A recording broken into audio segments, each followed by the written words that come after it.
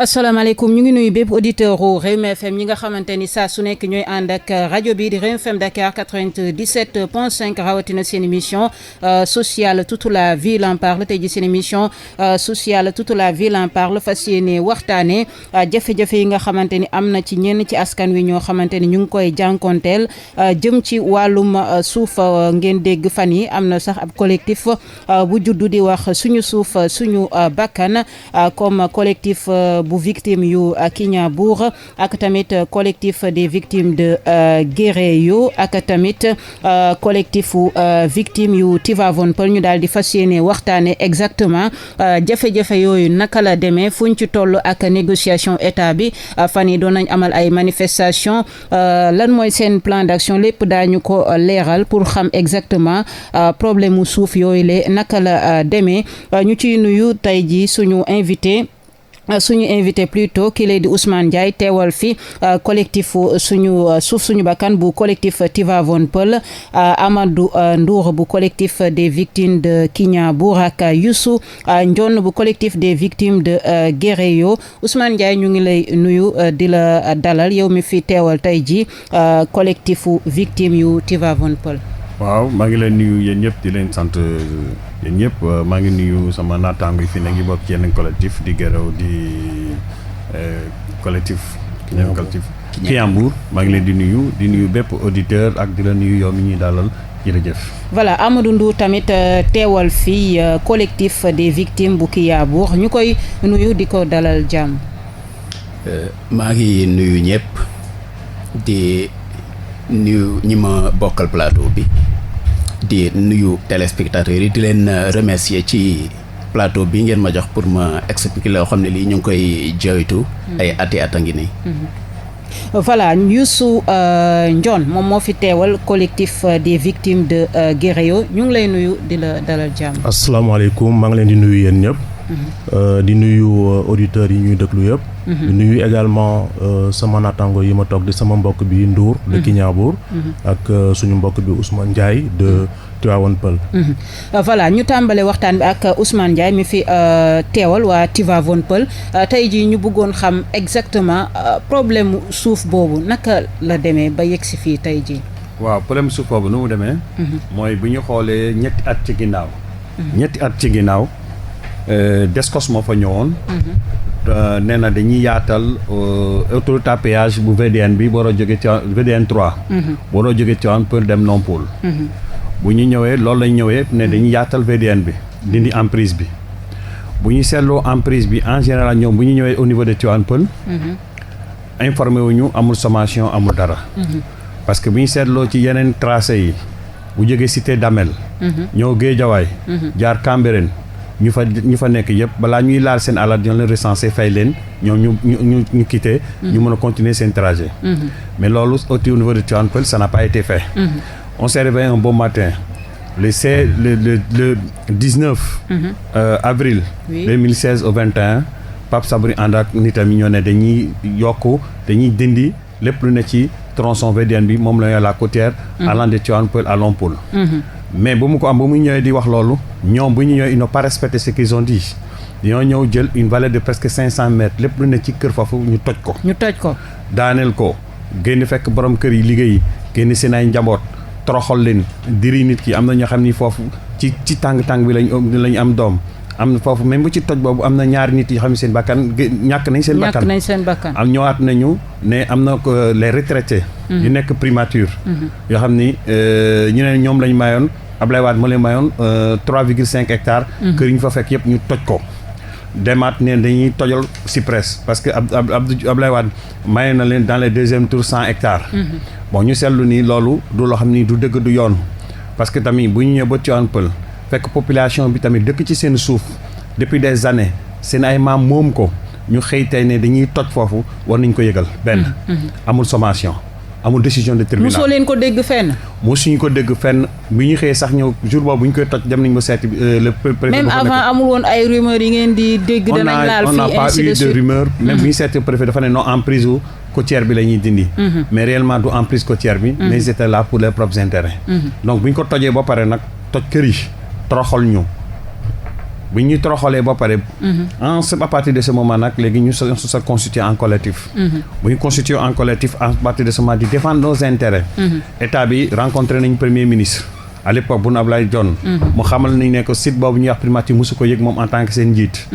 ñu dem gis tous les autorités presque mais Boun Abdallah Dionne ki nu muy waxoon mooy lu primature nekkoon foofu delloo nañ leen ko jël leen seen suuf.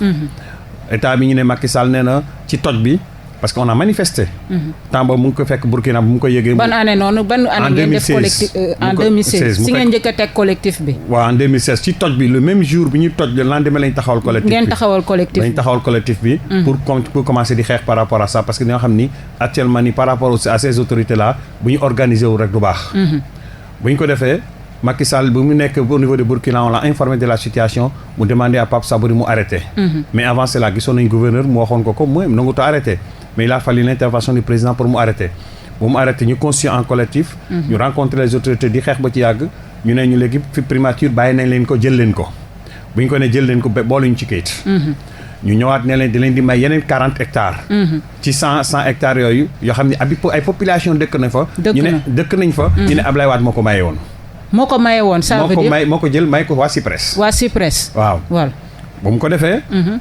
ñu ne leen d'accord ñu dem ba ci site bi ñu fekk sénégalais yoo xam ne kenn toju la ñu dëkk ci biir site bi. ñu ne leen léegi nag ñun sénégalais la ñu comme dañu exproprier génne ñun duñu exproprier yeneen sénégalais di jël suuf soosu. état bi ne comme demee noonu au nouveau veille des élections yi passé état bi ci boppam ne léegi jox na leen 20 hectares bind jox Birama Mangara l'ex-ministre qui était là. mu jox le préfet le sous-préfet ñun service technique yëpp ñu travaille ak impôt et domaine cadastre ñoom ñëpp urbanisme ñu toog ñu travaille ñu jox ñu leen 20 hectares yoo xam ne dafa am bind état bi bind na jox ñu kayit bi. ñu jël 20 hectares yooyu commencé di ko liggéey ba mu 20 hectares yi dem booy jeex capitaine bu fi nekkoon ñoo nañu wéy xool nañu léegi waaw bokk na sunu périmètre di ngeen di arrêté. ñu ne leen non pourquoi ngeen di arrêté. te am na ñeneen yoo xam ne kilifa yoo xam ne am nañ fa suuf yi fa jigee ñu ngi liggéey te kenn arrêté wu leen pourquoi yéegi ñun ngeen bëgg a arrêté quelles sont les raisons. ñu ni bàyyi ñu 15 jours ñu liggéeyaat leen ñu liggéey jëmaat 15 jours ñu leen arrêté leen beneen capitaine bu bees ñëw parce que des passation de service fa mu xoolaat situation bi. ñu ne ko ok ñun ñu foogee ni bon dans l'administration continuité la war a doon. parce que précédent ku la jiitu bu waxee kon ku ci topp yaakaar naa ni ci tànk yooyu la war a topp. moom mu ñëw ne la non kay lu mu liggéey baaxul kon moom lu mu wax mooy dëgg kon ñu ngi ci périmètre de forêt bi. foo xam ni c'est à 500 mètres de filao amul garab amul dara ay dune la ay tool la. jox nañ ñeneen ñoo xam ñu ngi ci biir kilifa yoo xam ñu ngi ci biir forêt bi di fa tabax di fa terrasser te ñun jigéewuñ ko sax ñu ne ci périmètre bi la bokk. ñu xam ne am na leneen lu laalu ci ginnaaw. bu ñu waxee loolu ñu ne leen baax na dem leen vérifier ngeen def ñu toogaat ba ci yàgg jour tabaski lendemain bi. ministre de l'environnement ñëw def fa benn tournée. mu ñëw def fa benn tournée ànd ak kilifa yi wër foofu wër zone boobu yëpp dellu. bu ñu ñëwee def visite bi waxuñu dara ñu dem. ñu toog ba ci yàgg une semaine après chef de service bu cadastre bu urbanisme yu impôt ñëw fekk ñu ci kaw suuf terrain bi ne ñu léegi ne Macky Sall nee na ci loom li ñu wax. day delluwaat ginnaaw ci kàdduwam. 20 hectares yooyu mu leen joxoon bu ngeen commencé di dina ko jëlaat yëkkati jox ko aana. ñu ne ko non président tamit bu mënul wax ba pare ba bind kayit jox ñu commencé sunu liggéey. ñu dellu si waat ne président day delluwaat ci kàddu bi ñun loolu duñ ko nangu. ñu ne leen ñaar am na bu ñu tojee ba léegi l'État du Sénégal dafa ji responsabilité. def le recensement bu ñu def le calcul des dépenses ñu toog ba jusqu'à présent depuis ces 3 ans ba léegi fay ñu kenn. dañuy dig nañu ne dans un mois dina leen fay. dans 3 mois dina leen fay gisuñu dara ba bis ni ki tey. ñu ne leen nag lu mu bon xam nga ñaata victime la. ñaata victime la 1796 victimes. sur 1796 victimes yooyu. nga jox leen 20 hectares. déjà est-ce que 20 hectares yooyu doyul. mais ñun suñu biir. dafa am ñu xam ne dañoo sonn amuñ fu ñu dëkk tey jamono ji. am na xam ci tabax yi lañu dëkk. am na xam ne tey bu ñu luwee fii tey suba ñu génne leen. am na xam ne seen kër tas na parce que amuñ fi ñu nekk parce que seen soxna yi duñu am na xam ne seen soxna yi muy leen. téye nañu. am na ñoo xam ne génn nañ àddina parce que naqar bi moo leen jàpp. ba ñu faatu. donc si 1700 yooyu ñu bari dee nañ ci ñu bari seen kër tas nañ ci ñu bari ñàkk nañ seen liggéey ñu bari xam ne banque yi ngi leen di tongal xamuñ fi ñu dëkk.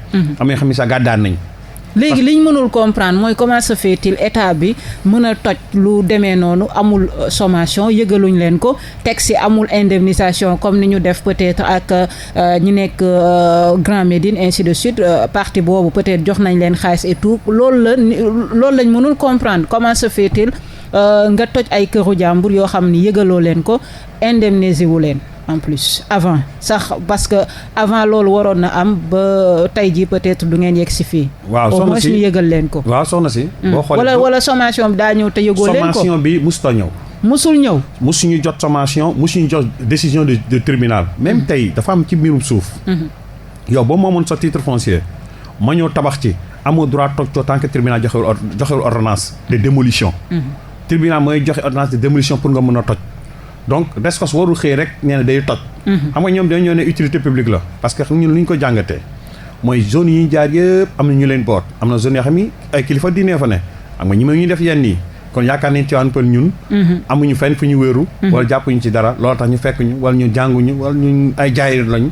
wala ñun bokkuñ ci Sénégal moo tax ñu xëy def ñu lu mel noonu. loolu moo tax ñun fu mu ne nii loolu ñun ànduñu ci. foofu lañ gis seen injustice dëgg foofu la commencé. est-ce que sax yéen am ngeen yaakaar ni danañ leen jox fu ngeen mën a nekkat wala dinañ leen indemniser jox leen loo xam ne peut-être di ngeen am fu ngeen mën a dëkk. bon ñun. est-ce que am ngeen ci yaakaar. bon comme nous sommes dans un pays. mu ñu am ay kilifa. mu doon état mu jël décision am ne dina leen indemniser boo ko def boo recenser ñu xool lu ñu yàqal boo calculer. bu ne waaw temps la. parce que ñun bañ nañ ba ñoom bu ñu doon calculer sax am nañ ci ay représentants mais bu ñu ko deful dañuy xam ni noonu suñu état yi kon ils ne respectent pas le peuple sénégalais parce que yaakaar naa ni ci biiru nguur. lu état dul def waru ko wax. bu xamee ni duñu indemniser dañu ne kenn du leen indemniser mais depuis loolu dañuy jël ba pare def ay calcul joxuñu suuf ne dinañ di reloger. donc yéen bi ngeen yëngu-yëngalee def seen collectif ñoom d'accord nañ ni dañ leen a war a indemniser. mais jël nañu préfet sous-préfet jël les services techniques plus ñoom ñun ñëpp ak victimes yi ñu wàcc sur le terrain def ce qu'on appelle le recensement des dégâts causés par la DSCOS. bon boo xoolee foofu lu ñu fa yàq dëgg ci Tivaouane Peulh non mais c'est le comble. parce que tamit mënoo xool ay sénégalais yoo xam ni liggéey depuis 10 ans les sénégalais liggéey depuis 15 ans di dajale seen alal ñëw tabax am yaakaar. xam ni fu mu ne coono wàcc nañ leen ñëpp xam nañ location nu mu métti ci niveau de Dakar. nga xëy aujourd'hui ñëw toj seen kër sànni leen ci biti ils vont comme recommencer à zéro. même tey ces Sénégalais là même bu ñu nekkee ci par exemple ci nekkul ci yoon par exemple aujourd'hui à plus forte raison nga ne ci yoon. bon nga leen jël def ce qu'on appelle une restriction. xoolaat noonu leen di organiser parce que mënoo dinañ somme dans une ñu nekk ci année sociale ñuy tabax 1700 et quelques concessions nga toj ko. mais boo tabaxee 500 wala 200 est-ce que loolu mënoo ko combler tey mënuñu jël ñun en tant que baadoolo yi nekk foofu. sànni ñu xëy foofu jox ko ay borom barke. ñu loolu lañ dul nangu parce que. mais site bi lan lañ fa bëgg a def exactement. pour yéen site bi. li ñu njëkk a wax. mooy dañu ne site bi autoroute kii VDN bi moo fay jaar. prolongement VDN 3. ñu ni natt 500 mètres la ñuy natt xam nga tali 500 mètres amul Sénégal. benn tali bu ci gën a mag fii ci la ne Ziguinchor la ne te maatu sax 100 mètres. donc 500 mètres bi ñu ko defee am na lu ci nekk ci ginnaaw mais bu ñu ko defee ñun collectif yi dem nañu seeti Ageroute. ñu ne leen Ageroute mais pourquoi ngeen ñëw toj suñu kër yëgaluñ leen ko ngeen ñëw jël 500 mètres Ageroute ne loolu mosu ko yëg. ñu ne leen pourquoi mosu ko yëg Ageroute ne ñu non le projet en tant que tel pour prolongement VDN bi décembre 2016 le projet bi soog a génn te ñoom toj nañ depuis avril donc il y a problème. pourquoi ñu def ko. pourquoi précipitation boobu ñu def ci précipitation boobu pour pouvoir abattre cette population là. c'est la question. pour yéen daal dafa am lu làqu ci gannaaw. maanaam site bi dañ ko bëgg a defar jox ko ñeneen. non tey bu ñu ñëwee tey. ci ce même site. ci ce même site. ci site boobu yi nekk ci côté boobu nga ñëw jëlee fa population bi. delluwaat population bi ne dina la fa daggal 20 hectares. population bi liggéey war a ci dëkk. nga delluwaat ne non dama koy nanguwaat joxaat ko beneen promoteur ba benn sénégalais la. tey boo xoolee 1795 yooyu xam nga ni borom kër gu ne lan ma bootu sa ginnaaw. ñun sommes des africains kenn mooy liggéey ci biir kër gi. boot ñëpp. yor ñëpp boo tabaxee sa sœur dina fa ne sa jarbaat dina fa ne ñaata nit moo togg ci ginnaaw boobu. bu ñu xool benn nit koo kuy wax. Sénégal borom kër guy wax am na fukki nit yi nekk sa ginnaaw. yow boot. donc nañu xam ni cette population boobu lu ñu état mu sonn wax gëm nañ ko ñun dem nañ ba jàpp ñu daal ne dañuy fay. dem ni c'est le premier ministre bu na Ablaye mu ne noonu non fin du mois on va vous payer ñu dem Ageroute ñu ne noonu dossier bi yegsiwul dañoo juum. yéen d'accord ngeen ñu fay leen ngeen uti fu ngeen di comme ni ñu def ak waa Grand Médine. xam nga deux choses dafa am. dafa am ay projets yoo xam ni d'utilité publique lay doon fu tali war a jaar man mun ma ko bañ keneen mënu ko bañ fu tali di jaar bu ñu mënee da nga fay jóge dama fay jóge état bi indemniser ma dem. mais au niveau des indemnisations dafa am ay yoon.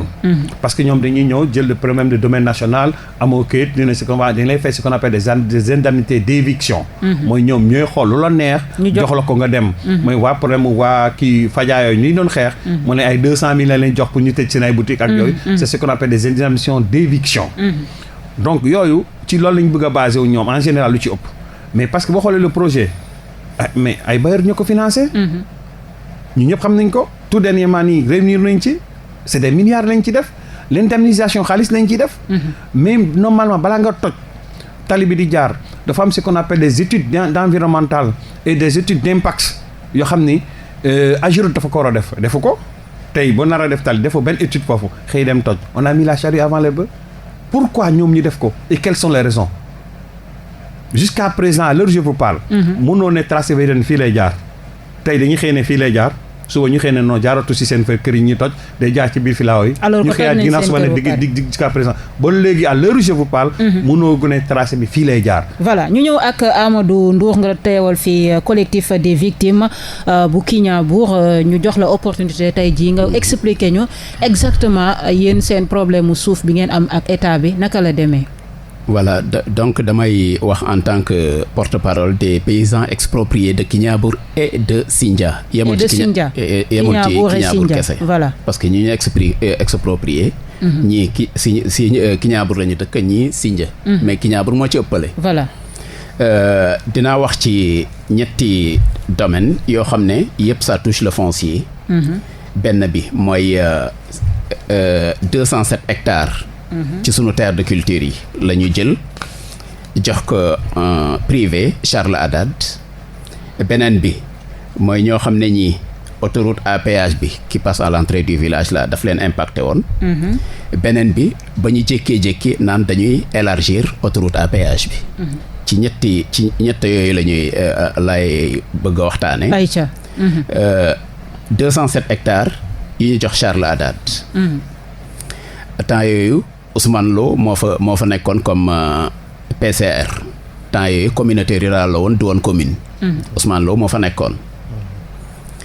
dañu jékki-jékki un bon jour en 1999 ay conseillers présenté wu ci villageois yi naan leen état bi moo soxla suuf. naan dañuy def mbéyum noor. bu nawetee ñu delloowaat villageois yi seen suuf. mu nekkoon loo xam ne lii neexul woon a gëm. mais bi ñu demee ba ci biir la ñu gis benn libanais xaw ma sénégalo-libanais. di santaane pour ñu xollil ko ay xooxu mango mu commencé def ay pépinière. ci la ñu commencé opposé wu. lu nekk nag def nañ ko. bind nañu pétition dem au niveau de la gendarmerie ñu tàng xam la ñu même au niveau de la gendarmerie là on a eu des menaces naan dañuy tëj. bind nañu sous-préfet. am nañu rencontre ak préfet de Mbour à l'époque moi-même je faisais partie de l'audience. bi ñu waxee ak moom on avait eu que des promesses. ñu bind président Wade bi muy soog a ñëw man mii ma bind lettre bi mu tontu ma ne ma dinañu booleek ministre de l'intérieur ñuy def navette au niveau du ministère de l'intérieur ba finalement dañu mujjee toog kenn mësuñoo recevoir. def nañu lettre de dénonciation au niveau de l'OFNAC. Il n'y a pas eu de suite. Même gouverneur bi à l'époque la bindoon nañ ko le gouverneur de Thiès. mais li ci gën a yéeme mooy bi ñuy jox Charles Haddad suuf si. waaw amoon na ay toolu mango amoon na ay toolu dugub lépp la ñu fekk foofu bi ñuy def seen travaux de terrassement lépp la ñu raser. ci lu leen neex jaay doole. bi loolu amee aussi comme ni ma ko waxee sànq dañu daldi commencer parce que de tout temps on a voulu être très réglo. On ne voulait pas verser dans la violence. xam nga def daal ci lu pacifique. xam nga bu ñu jógoon. jël sunu yet. naan dañuy fajal sunu bopp. amaana problème bi du àgg fii mais on a voulu toujours être légaliste. looloo tax mbir mi àgg fii ba ñu amaat beneen agression encore. mooy l'autoroute à péage qui passe à l'entrée du village. am na ñoo xam ne autoroute à péage bi daf leen impacté. ci 207 hectares yi am na loo xam ne si information boo xam ne bii maa ngi koy bëgg a fàtte. waaw. Charles Haddad dafa commettre un huissier de justice.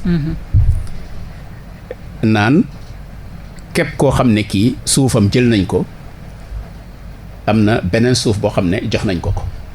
fan. Ce qui est totalement faux donc le constat d'huissier là c'est du faux et usage de faux.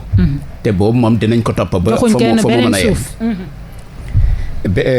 maa ngi doon aborder problème mu emprise autoroute à péage. waaw. Au départ ils ont fait ce qu'il fallait. ñëw nañu waxtaan ak villageois yi képp koo xam ne kii autoroute à péage bi daf la impacté ñu jox leen ay dédommagement ba pare prévoir leen benn site de recasement. ci site de recasement boobu képp koo xam ne kii tu as été impacté dañ la war a jox ay parcelles. mais en dehors de ça aussi ci site de recasement boobu am na 510 parcelles yoo xam ne ça devait revenir au village ñoo xam lan lañ ciy def. Entre-temps donc nekkatul woon communauté rurale c'était devenu une commune. gis nga tout ce qui était prévu dans le site de recasement ils ont vendu ça comme de petits pains lépp la ñu jaay. Il a fallu que benn parent d'élève interpellé ma benn jour ne ma monsieur Ndour vous êtes de Kignaabour ma ne ko oui mu ne ma mais tiens j'ai deux parcelles là-bas. ma ne ko où exactement bi mu ma joxee indication ci laa xam ne ça fait partie du site et j'ai poussé mes investigations. ci laay soog a découvrir ne pratiquement ce site de recasement ak 510 parcelles yoo xam ne dañ ko waroon jox village bi yëpp la ñu luubal yëpp la ñu jaay. beneen bi mooy bi ñu jëlee décision. naan dañu négocier woon. def emprise autoroute à péage bi délimité ko par un grillage tout a été fait dañu jékki-jékki hivernage bi passé dañ jékki-jékki décider agrandir les emprises de l'autoroute à péage sans pour autant que nañu defoon au départ ñu defaat ko. fekk ci toolu jàmbur yi c'était pendant l'hivernage amoon na ay toolu ñambi amoon na ay toolu gerte amoon na toolu dugub ñu ñëw sans crier gare bi ñu ñëwee une première fois gars yi fekk leen ñuy natt foofu les propriétaires des champs ñu fekk leen ñuy natt ñu ñëw pour laajte ils n'ont pas voulu répondre kenn waxu leen dara. beneen yoon ñu ñëw commencé délimiter ñañ fa fekk ils se sont opposés. mu am provocation, il y a eu des altercations avec des agents de la Géroute et c'était fait sciemment. Il fallait provoquer les villageois ba pare tiital leen. ba altercation yi amee les forces étaient inégales, les villageois étaient là-bas. Les agents de la Géroute ñi defoon provocation yi am ku ci gaañu. C'est la Géroute qui a porté l'affaire. 6 jeunes du village ont été arrêtés. ñu jël leen tëj leen pendant 6 mois. amul procès amul dara jékki-jékki ñu libéré leen naan leen ñibbi leen. lan moo tax su fekkee ne nous sommes dans un état de droit. lan moo tax nañu defoon ba ñuy commencer autoroute à péage bi waxtaan ak population yi ba ñu jëlee décision nan dañuy agrandir au-delà de du grillage. lan moo tax defuñu les mêmes démarches. pour delluwaat ci villageois yi waxtaan ak ñoom. parce que c'est des travaux d'intérêt public amul benn villageois bu ko mën a bañ. mais nag y a des préalables. te préalables yooyu malheureusement respecté wuñ ko. te gis nga ci détention boobu am na ci un jeune boo xam ne il s'appelait Issa Thiom. ci la contracté benn feebar 3 mois après sa sortie de prison mu décédé ba léegi waxuñu exactement parce que boo tëjee ay nit. normalement da nga leen war a juger. on situe les responsabilités et on tourne la page mais des gosses qui ont été arrêtés injustement. am na ci ñoo xam ne ñii sax fekkewuñu manifestation. ñu ñëw rek jàpp leen am na sunu benn imam ratib boo xam ne dañ ko boole woon ci liste bi alors que mu ngi doon jiite benn julli juma. dans un endroit à Dakar. et tout a été fait sur des dénonciations et ils sont basés sur le fait que par exemple ñi moom suuf si. les manifestations ça doit être eux ñooñu la ñu ciblé léegi nag mbir mi. doy na waar nee naa sànq. bind nañu. maanaam daal li ngeen war a def yëpp tout le temps des agressions. te li ngeen war a def yëpp def ngeen ko les promoteurs privés. la zone de la Petite Côte. li ko jëmee Sindia. dem Kiñaabur dem Soro Xasab. dem Guéréo ba Popenguine promoteurs privés yi dañ ci teg seen bët. te jaral na leen lu nekk. malheureusement les conseillers les élus yi ñu am foofu. ils ne jouent pas le jeu. Au lieu d'être à côté des populations, ils préfèrent être du côté des promoteurs privés et de la commune et d'être contre les populations. te mbir yooyu yëpp amoo leen ci benn indemnisation. wala lu concret loo xam ne jóge na ci autorité étatique yi wala président ñëw ci yéen. gis nga les 207 hectares. bi mu ñëwee ñu naan c'est un projet étatique bañ nangu kenn mënu ci dara. gis nga l'hectare 10 000 mètres carrés un hectare ñu ngi ko doon dédommagé entre 25 000 et 15 000 francs man mii wax ak yow mon père m'avait laissé au moins une dizaine d'hectares xam nga ñaata la et puis ñemewuñu ma ko jox sama grande sœur lañ ko jox mu séddale 90 000 francs pour une dizaine d'hectares 90 000 francs 90 000 francs. Je n'ai pas dit 9 millions, je n'ai pas dit 900 000. J'ai dit 90 000 francs. Ça veut dire que l'hectare là tourne autour de 2 millions et quelques. Comment dirais-je, de 20 000 et quelques. Non, même pas, 15 000 et quelques. Moins que ça. Moins que ça? 12 500, quelque chose comme ça. Si c'est 90 000 sur les 10 hectares, c'est 9 000. Waaw, vous voyez. Donc, noonu la demee. Gis nga façon bu nekk def nañ ko parallèlement à ce côté administratif ñuy bind def lépp. def nañu ay points de presse. def nañu rassemblement. mais dafa mel ne état bi daal. daf ñu tàng xamlu. te yéen seen problème depuis quelle année la commencé. problème mu 207 hectares yi ñu jox Charles Haddad. d'ailleurs dañu newoon dañ ko jox sous forme de location. que délai bi jeex na. maa ngi koy dégg nag mais gisuma ko fenn. mais maa ngi koy dégg. ne délai bi ñu ko joxoon. mais ban année la woon exactement. en 1999. ok mais pour l'autoroute à péage c'est en 2018-2019. C'est récent. Les problèmes qu'il y a eu au niveau de l'autoroute à péage c'est en 2018-2019. mais les 207 hectares attribués à Charles Haddad kooku moom ça date de 1999. Voilà. te j'avoue que il y a presque une 50aine de familles comme ni ko Ndiaye waxee sànq une 50aine de familles bul xam ñan les familles sérères vous savez. derrière chaque père de famille il y a au moins une 20aine une 30aine de personnes. derrière. peut-être mën na am na koo xam ne daf ciy liggéey am na y a des familles yoo xam ne amul liggéeykat suuf si rek la ñu yaakaar. koo xam ne kii ces parents là ñoo gor parce que damay faral di wax ne bi ñu nekkee xale. on n'osait pas nous éloigner 100 mètres des habitations. parce que c'était la forêt dense. mënoon nga gis koo xam ne kii day gor pour am fu muy béy mën na passer toute une journée du am 2 mètres carrés. Tellement la forêt était touffue.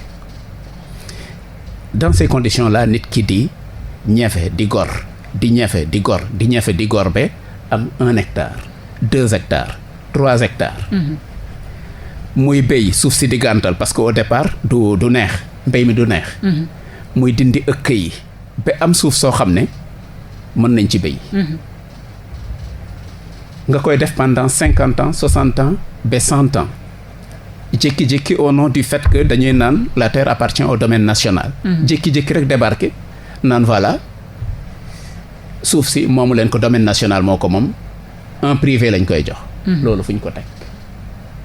est-ce que c'est normal de sacrifier des centaines de familles au profit d'un privé? Et puis Charles Haddad du ma stigmatiser kenn. Mais ana ban Sénégalais moo ñemee dem au Liban ou bien au Maroc ou bien en Algérie ou bien dans n'importe quel pays arabe. Tu as beau être un Sénégalo-marocain ou bien un Sénégalo je ne sais quoi encore, sauf à revendiquer 1 mètre carré de terrain, tu ne vas pas passer les 24 heures. Ils vont te liquider. Je ne stigmatise personne, mais c'est la réalité. Au nom de quoi la commune de Sindia et l'ex-communauté rurale ñuy continuer di spolier nit ñi, di magouiller avec certains conseillers et le maire qui est sur place ñuy saax-saaxe suufu nit ñi. loolu teguñu ko fenn te il faut que ça cesse. dinañu lutter nag ba fa lutte bi mën a yem. lu ngeen mën di ngeen ko def. ñu ñëw ak kile du Youssou Ndiong toogal fii victime mu Guéréo yow tamit ñu lay laaj naka ngeen nekkee ay victime ci mbir mi, seen problème mu suuf bi ngeen am naka la demee exactement.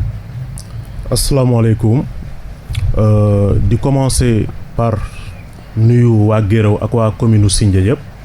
parce que Guéréo mu ngi nekk ci commune Sindia. donc man ak Amadou Ndour bi ñoo bokk benn commune bu ñu dëkk. sur la Petite Côte.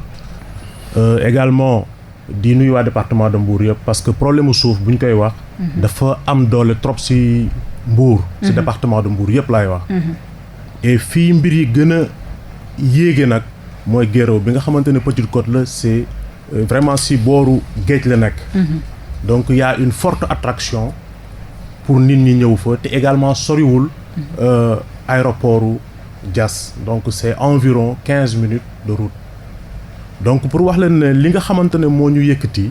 tey jii mooy wax ci problème yi nga xamante ne moom la ñuy jànkonteel ci Guéréo. ayca ñu ngi lay déglu. fi may commencer mooy. les 50 hectares yi nga xamante ne état dafa def décret jox ko benn Colombien muy Decameron.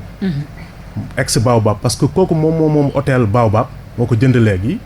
donc ñëwaat ñu ne dañuy def benn décret président def benn décret. jox ko suñuy suuf muy 50 hectares. te puis décret bi liñ ci bind mooy dañ ne c'est à utilité publique. naka la ñuy jëlee nag utilité publique ne lii utilité publique la. ñu jox ko un privé. koo xam ne il est là pour ses propres intérêts. ay intérêt kese moo ko fi indi moo fa nar a tabax hôtelam di ci liggéey di ci lekk xaalisam waa dëkk bi torox. loolu bokk na ci li nga xamante ne benn la. ci coow li nga xamante ne mais mbir boobu kañ la am dañu laal seen suuf Guéréo. dañ ko laal. waaw parce que. ñaata la ñu laal comment ça s'est passé yëgaloon nañ leen ko indemniser nañ leen waaw wala déet. yëgaluñ ñu dara indemniser wuñ ñu ci lenn loolu moo am maanaam jaay doole. moom la ñu gis foofu. kañ la am parce que foofu ñaari problème moo fa am.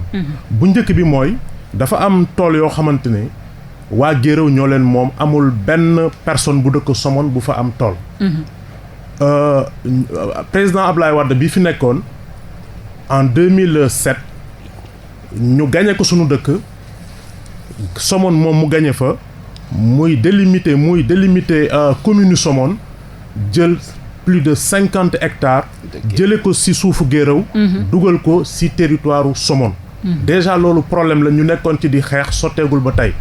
boobu bokk na ci recours yi ñu déposé pour président Macky Sall annuler décret boobu waa Guéréo mën a jël suuf ji nga xamante ne ñoom ñoo ko moom bu paree warul bokk ci commune Sindia mu ngi war a warul bokk ci commune Somone ci commune Sindia la war a bokk parce que y a les limites yoo xamante ne ay limites coloniales la woon yu fa nekk papiers yi ñu ngi ci ñun bi ci des mooy même suuf yooyu président Macky Sall moo def benn décret numéro 404 et 405 jël ko ne daf koy jox tubaab boobu di colombien boobu sax laay wax di Decameron du indemnité du dara te surface yooyu noonu ay tool la waa xam ne waa Guéréo ñu ngi koy bay depuis depuis vraiment un siècle ñu ngi koy bay di ci liggéey di si dundal seen njaboot yi am na sax si surface yooyu ñoo xam ne am nañ seen këyit bu tabax seen kër bu pare li ñu décidé mooy ñëw rek ne état jël na ko jox ko benn tubaab pour que waa dëkk bi torox loolu lañ dul nangu te loolu c'est en complicité avec la mairie de Sindia mais également la mairie de Somone lu tax nga wax loolu parce que li tax mooy bu fekkee problème boobu dafa am mairie de Sindia ne moom deful benn délibération parce que décret balaa ko président daan signé dafa am procédure bu muy jaar processus la bu muy dem bu yegg foofu même bu fekkee ñi nga xam ne dañ fa nekk war a liggéey bi bu mu yegg ci président dañu def lu leen neex pour maanaam réeral président loolu mën na nekk parce que nit ñi également dañ leen di yebal pour ñu liggéey duñu jaar fa ñu war a jaar parce que da nga jàpp ne am na mbir yoo xam mi ngi am président yëgu ko xam nga président bu demee bu signé ay terres yoo xamante ne ci commune Sindia la bokk déjà lijjanteeguñu problème boobu paysans yi nekk fa di ko bay di ci dundee ñenn ñi tabax fa seeni kër di fa fanaan ñu ñëw rek ne lii décret présidentiel la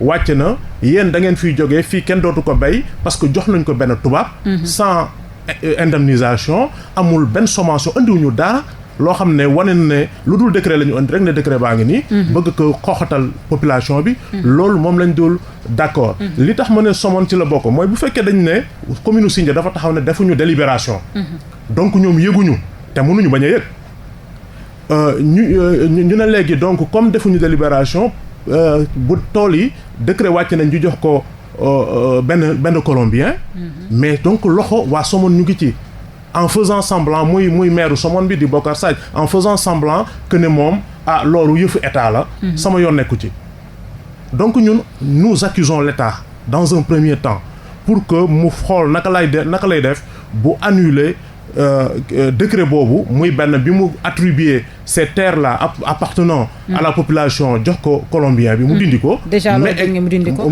mais beneen bi mooy mu ñëw délimitation bi ñu def te jaarul yoon mu delloowaat ko fi nga xamante ne waa Somone ñëpp d'accord nañ ne fii la yem waa Guéréo ñëpp d'accord ne fii la yem parce que tey bu waa Somone taxawee ne suuf yi ñun xam nañ ne suuf yee waa Guéréo ko moom alors que administrativement ça fait partie de la commune de Somone mais lépp lu am foofu Somone lay jëm au moment où ñoom amul kenn koo xam ne am na sax benn centimètre carré foofu moo tax ñu bëgg problème boobu noonu ñu ngi si interpeller état pour mu régler ko parce que population bi seen bakkan lañ ci teg taxaw di xaar ndax colombien bi dina ñëw tabax wala beneen tubaab dina ñëw tabax te du moom rek am na sax ay hectares yoo xamante ne si même endroit boobu ay borom xaalis ñoo xamante ne ñu ngi Dakar peut-être les nouveaux riches ñoo ñëw foofu di imposer wu pour être au bord de la mer jaar ci kaw def ay lijjanti ko au niveau donc du domaine ne ñoom moom fii parce que domaine national la domaine national la ñëpp ci bokk yem ça warul demee noonu loolu rek déjà dafa demander benn réforme boo xam ne dañu ko war a def seetaat ko parce que suñuy maam depuis ay 1906 mënuñu di bay ay suuf ba tey jii ñu ñëw ay nit ñoo xam ne xamuñu fu ñu jógee ñëw nekk ay sénégalais comme ñun ëpp ñu doole bëgg ñëw ne lii yoon la domaine national la ñu jox leen suñu suuf yooyu toog jàpp suñu njàmbur wala ñu jël tubaab boo xamante ne wala colombien boo xam ne dëkkul Sénégal la ñu sañ a def suñu dëkk ñun xalaatuñu bu di ko xalaat bu di ko def seen dëkk ñu ñëw ñu jox leen ko comme si ñun on n'est pas des Sénégalais ñun loolu mooy li nga xamante ne moom la ñu demandé président mu jóg ci dindi ko bu mu set moo tax deuxième bi waaw loolu moo waral ay Decameron dégage ay non à l'expropriation de nos terres yooyu yëpp ñuy def dox nañ ci ñaxtu nañ ci bind nañ ci lu ne def nañu ko mais li ñuy xaar mooy président Macky Sall annuler ñaari décret yooyu nit ñi tegu ci yoon balaa fi ëllëg population wu Guéréo di am problème ak population wu Somone. wax naa ne ay mbokk lañu mais am na loo xam ne bu naree am ñu gis ne injustice la rek lu ne dina ci xaj. beneen bi. mooy damay accuser la mairie de Sindia muy commune Sindia bi nga xamante ne depuis mu nekk en fait ba mu nekkee communauté rurale. Ndour préciser na ko léegi Ousmane Lo nekkoon fa président communauté rurale mais daf doon caxatee suuf si rek di ko pasaree moom également dafa jël benn italien Pascal Versiglioni. jox ko 300 def délibération 384 hectares yoo xam ne. moom Ousmane Lo moo ko jël def délibération jox ko benn italien. suuf yoo xamante ne dañ ko doon bay ñu ngi koy bay ba fii may wax ak yow nit ñi ñu ngi koy bay jox ko maintenant ni mu ko joxe suuf yooyu. nee na si waxam italien bi daf ne ko bu dama koy exploiter def ko ay hôtel ak def ko yu kenn xamul. pour que mu am ay emplois si dëkk bi mën nañ fa jël sax 3000 emplois ci dëkk bi. moom si cuuneem. en fait mu jox ko tubaab bi noonu. bu tubaab bi jël ko ñu koy defaral ay papier mu ngi topp processus am. def nañ fi fan yee passé benn dox ñaxtu boo xam ne dañ doon bañ waa DGID waa impôt et domaine signeel ko bàyyi si kayit yooyu. te ce qui est malheureux mooy c'est 384 hectares yooyu noonu mu jël ne daf koy jënd la waxoon. ñoom ñu ñëw xoxatal ay quelques baykat ay quelques paysans ay ñiy bay. ne leen hectare bu nekk waa ji mu ngi ko fas yéenee jëndee 10 millions forcé leen ne bu population bi ne leen bu ngeen ko jaayoo état day ñëw nangu ko def ko lu ko neex. ñi nga xamante ne ñi d'accord woon bokk ñi nga xam ne amuñu woon choix di bañ ñu jël seen tool. mu am ñu accepté woon pour céder seen tool yi ñu jox leen ne 10 millions lañ leen di jox à l'hectare bu ñu leen joxee 10 millions ne le conseil. 1000 francs le mètre carré. c'est le conseil municipal moom 10% yi loo xam ne kenn xamul fu ñu ko bind. te kat dañuy ñëw naan population bi loi dafa bind ne bu seen tool yi bu ñu ko joxee bu ñu leen dédommagé ñun ñooy moom 10% wu li ñu leen di dédommagé. jël ko def ko seen poste. alors que duñ ko def. alors que loolu yëpp c'est faux. en fait bu ñu defee loolu. bu joon na si fay le gars. avant muy fay. comme jox nañ ko suuf yi moom il cherche d'autres personnes pour jaay leen suuf yooyu. imaginez koo xam ne mu ngi jëndee 10 millions. hectare bi. jaayee ko 100 millions. bu jaayee benn hectare à 100 millions. il revient vers la population. kenn ku nekk mu ne ñëwal ma fay la. supposons dafa mel ni daal dafa confisquer toolu jàmbur yi. ne leen jënd naa ko. ñu ne waaw jënd boo xam ne fayoo. da ngay toog dem jaayaat ko ñeneen moom mu dem seeti ñu ma ko jaay alors que daf ne woon dafay def ay projet ay hôtel affaire yooyu benn complexe. yu kenn xamul. bu tax suñu kii boobu noonu suñu PCR boobu signaloo defaloon ko délibération boobu noonu. léegi dafay dem jaay buñ ko jaayee nga jaay yow nga ne 10 millions ngay jënd à l'hectare hectare boobu nga jaay ko 100 millions.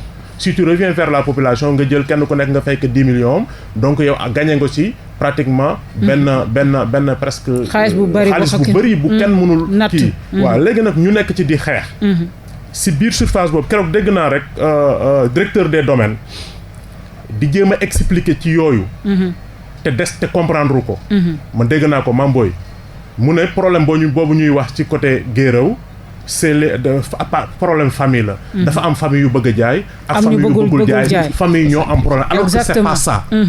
la vérité c'est que suñuy suuf la ñu bëgg a jël jox ko ay nit ñoo xam ne dëkkuñu ci dëkk bi bu paree bëgg a détourner bopp nit ñi pour gëmloo leen laneen lu dul loolu. wala it donc c'est faux information boobu ñu véhiculer. mais information boobu muy véhiculer c'est faux c'est pas ça. du loolu en fait boo bëggee am information bu véridique bi bu véritable bi. da ngay dem sur le terrain. wala nga yebal des agents assermentés ñoo xam ne. bu ñu demee du ñu dem ci maire bi rek na leen nu mu demee. maire bi expliquer leen li leen neex. ñu ñëw di ko wax. affaire yi demeewul noonu ce n'est pas des problèmes de entre famille. problème mu suñuy suuf la ñu bëgg ko jox benn colombien. ak problème mu suuf yoo xam ne dañu def délibération. jox ko benn italien. ak yeneen i nit ñu dëkk Sénégal gii dëkkuñu Guéréo de. Sénégal lañ dëkk fii. am xaalis bëgg a ñëw dëkk ci booru géej yooyu imposé wu. di jël sunuy tool ak sunuy kër bëgg ko toj dëkk fa naan ñoom ñoo am këyit ak. yéen li domaine national la. loolu la ñuy bañ te jaral na leen lu ne. si même ordre d'idée boobu. waxtu bi jeex na voilà. si même ordre d'idée boobu noonu. mën nañu jël également Ngor ya baneen si biir lépp si biir Guéréo la. foofu noonu boo xoolee dañu ko jël pratiquement plus de 50 hectares. jël ko egg rek raser ko borom tool yi nekkoon foofu ñu ne leen fii dafa jege aéroport bi état daf ko soxla daf koy jël profitoo leen ngeen jaay ko ñu wut seen géomètre. géomètre dañuy ñëw tracer tool yi bu pare ne bu ma leen tracer 1 hectare dinaa si am 10 parcelles wala dinaa si am 33 parcelles. dinaa si am 10 wala 20 parcelles si benn hectare bi bu ma paree dama koy jaay. noonu la conseil municipal bi di doxalee te loolu yëpp. ki ñu ci gën a accusé mooy maire bi parce que le président du conseil président communauté rurale bi fi nekkoon ak maire bi fi nekk nii mën nañu wax ne benn la parce que boo xoolee loolu vraiment c'est en fait la continuité du banditisme foncier moom la ñuy def loolu la koy doon def moom la kii di def tey waa Guéréo ñu ngi toog di leen xaar duñu ci bañ dara nag président na jóg def nañu pétition déposé ko OFNAC mu ngi bëgg a yàgg benn yoon lañ fa wàccee waa OFNAC ñëw na dañu def seen audit dellu boobu léegi gisuñu résultat gisuñu dara toog di xaar population bi nag ñu ngi taxaw di leen xaar kii wax na ko Kiñaabour bi muy wax léegi suñu suuf suñu bakkan da ngeen di amal manifestation lan mooy plan d'action juste une minute dañuy tàggatoo plan d'action mooy saa bu ñu ko mënee rek dinañu présenter wu au niveau de Guéréo Kiñaabour Sindia pour def ay manifestations pour interpeller les autorités de ce pays-là pour que ñu jóg combattre le mal parce que lii fi mu jëm musiba dafay am. ñu ngi commencé am ay benn mort mais ñun kenn mënuñu menacer parce que ki mu wax léegi Issa dañu ko tëj génne ko mu décédé. te feebarul woon. également man miy wax ak yow nii. façon menace yu ne dañ ma koy def. def nañu ma bu jël ma yóbbu ma garde à vue gendarmerie. pour ma menacer pour ma bañ a waxati. ci yooyu ñuy def. jël ma yóbbu ma jàllale ma Mbour le procureur m'a libéré. mu bàyyi ma alors que je n'ai rien fait damay dénoncer li ñuy def di leen xeex jusqu'à ce que justice se fasse loolu moom la ñuy continuer. foofu lañ leen di remercier ba ñuy remercier auditeurs yi nga xamante ni ñoo doon ànd ak ñun comme chaque samedi 10h jàpp 11h di remercier Léon Paul Mendy ci wàllum réalisation bi Mamadou Diaw Diallo ci wàllum technique bi di leen remercier Ousmane Ndiaye bi fi teewaloon collectif victime Tivaouane Peulh yi Amadou Ndour bu collectif des victimes de Kignanbour ak Youssou Ndione bu collectif des victimes de Guéréo ñu leen di remercier bu baax a baax ba samedi prochain incha allah ci beneen émission beneen thème ak yeneen invité jaa ngeen jëf